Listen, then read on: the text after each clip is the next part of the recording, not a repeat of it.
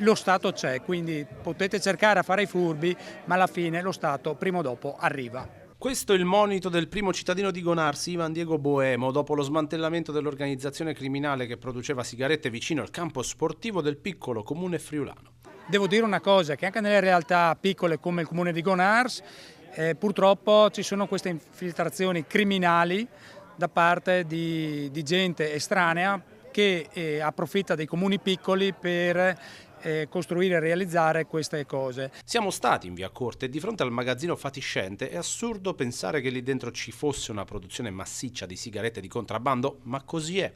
Mesi in cui le abitazioni confinanti non hanno notato nulla di particolarmente sospetto da far pensare a uno scenario simile. Non sapevamo niente, non si vedeva passare nessuno, abbiamo avuto questa risposta dal sindaco e ci ha informato. Diciamo che comunque erano molto silenziosi per non accorgersi. Certo.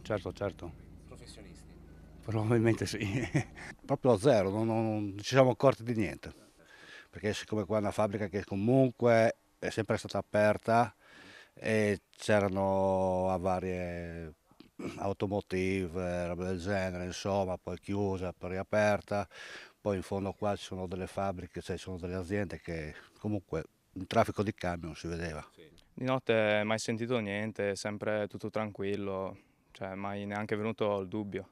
Tutto questo fino all'intervento della finanza che ha preallertato i residenti della zona dell'imminente operazione. Ma sono abbastanza sorpreso, neanche più di tanto perché si sapeva comunque cosa era in giro, perché avevamo visto un movimento di finanza più che altro, non di altre cose. C'è stata la guardia di finanza per qualche mese, 2 3, sono stati là appostati con le macchine all'interno del perimetro dell'azienda. Un covo di illegalità e di calpestamento dei diritti umani a pochi metri dalla propria casa, ignari di tutto. Questo ha aiutato, ma sapere che è stata fatta piazza pulita è comunque una bella sensazione.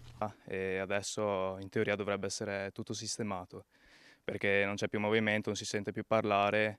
E all'inizio la notizia l'avevano tenuta segreta, sapevamo solo noi qua della zona che c'era la Guardia di Finanza.